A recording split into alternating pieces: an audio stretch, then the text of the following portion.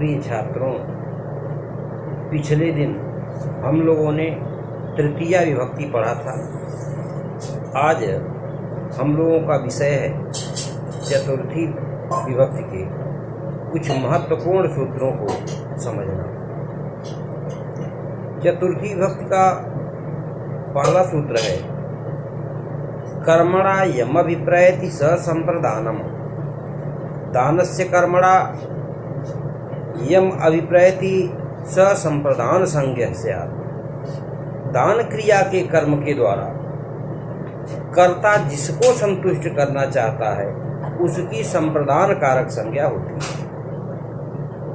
इस संबंध में संप्रदान का अर्थ समझाते हुए भाष्यकार ने लिखा है कि सम्यक प्रदीयते अस्मै तत्संप्रदानम, अर्थात जिसको कोई वस्तु सदा के लिए दे दी जाए।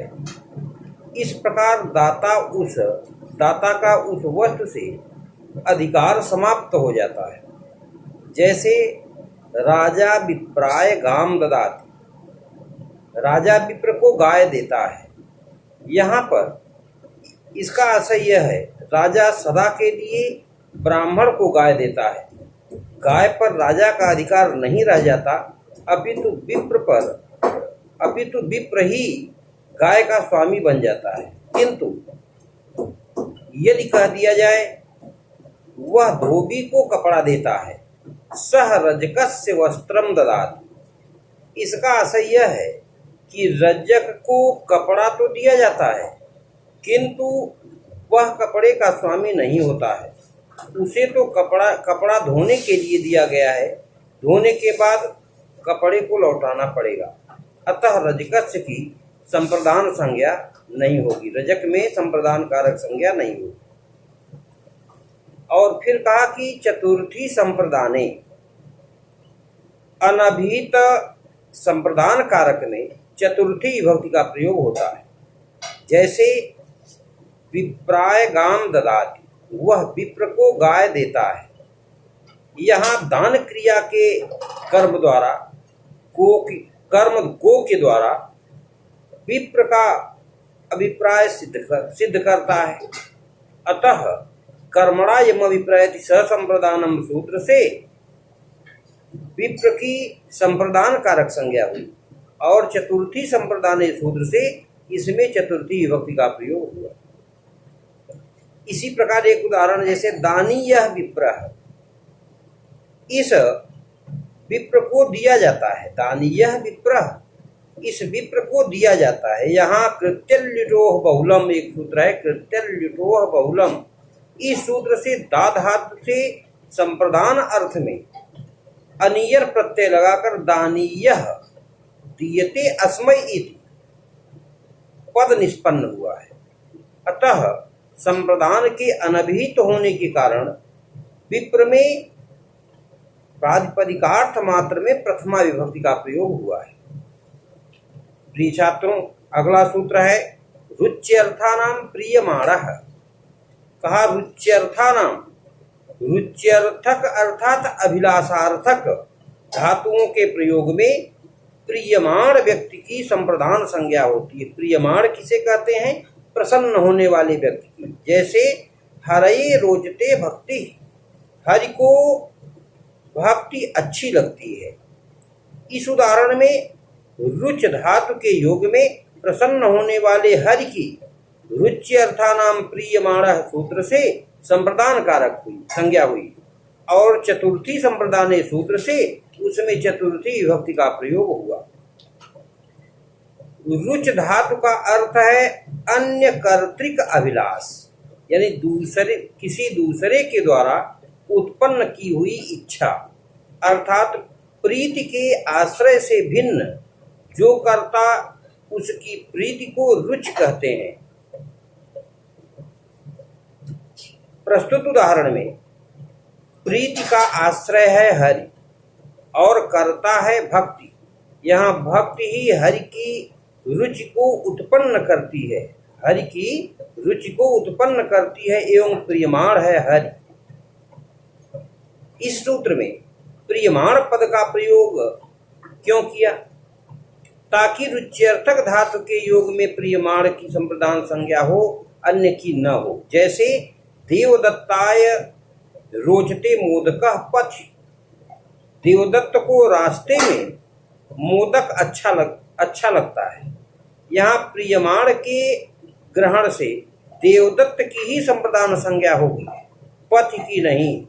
पथि के अधिकरण कारक होने से उसमें सप्तमी विभक्ति का प्रयोग हुआ है।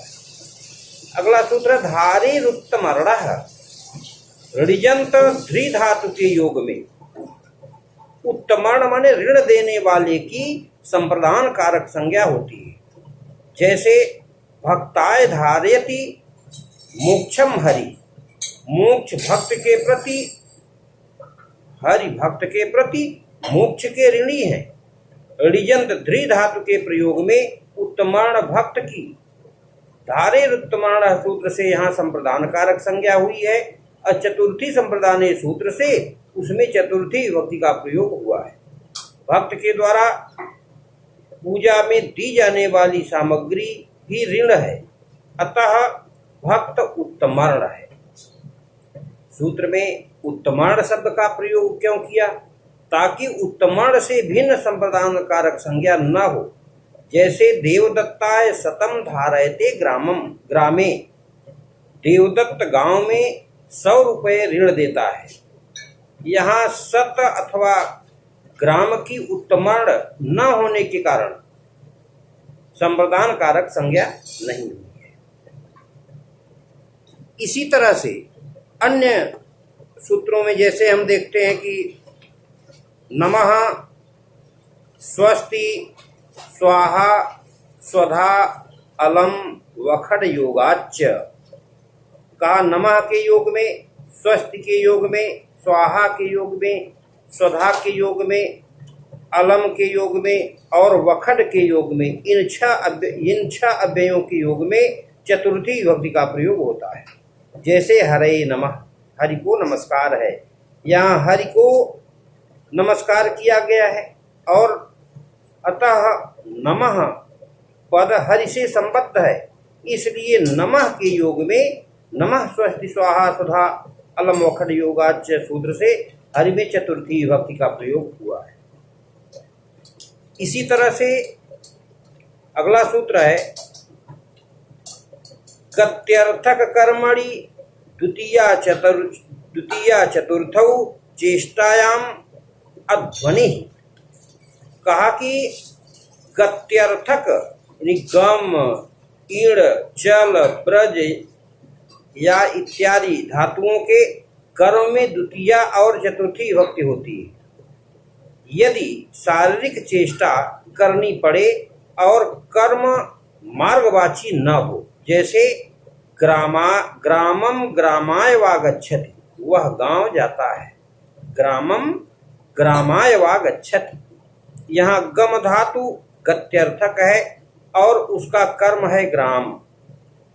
ग्राम मार्गवाची शब्द नहीं है, अपितु स्थानवाची है और ग्राम जाने के लिए शारीरिक चेष्टा भी करनी पड़ती है। अतः ग्राम कर्म में इसी सूत्र से, किस सूत्र से? गत्यर्थक गत्यर्थ कर्मणि तृतीया, गत्यर्थ कर्मणि द्वितीया चतुर्थौ चेष्टायाम अध्वनि सूत्र से इसमें द्वितीया अथवा चतुर्थी विभक्ति का प्रयोग हुआ है। इस सूत्र में चेष्टायाम क्यों कहा, अध्वनि ही क्यों कहा? कहा कि चेष्टायाम क्यों कहा? क्या कि शारीरिक चेष्टा न होने पर गत्यर्थक धातु से के कर्म में चतुर्थी विभक्ति नहीं होती। जैसे मनसा हरिम व्रजत, मन से हरि के द्वारा, मन के द्वारा हरि के पास जाता है। यहाँ हरि के पास जाने के लिए अंग संचालन नहीं करना पड़ रहा है, इसलिए यहाँ पर ये चेष्टायाम शब्द का प्रयोग। अब ध्वनि क्यों कहा? क्योंकि गत्यर्थक धातुओं का कर्म मार्गवाची होने पर उसमें चतुर्थी विभक्ति नहीं होती है। गत्यर्थक धातुओं का कर्म मार्गवाची अगर है तो उसमें चतुर्थी विभक्ति नहीं होती है, इसलिए अब ध्वनि शब्द का प्रयोग किया। यथा जैसे पंथानम गच्छति इत्यादि इसके उदाहरण बताइए। कल आप लोगों को पंचमी विभक्ति पढ़ाई जाएगी।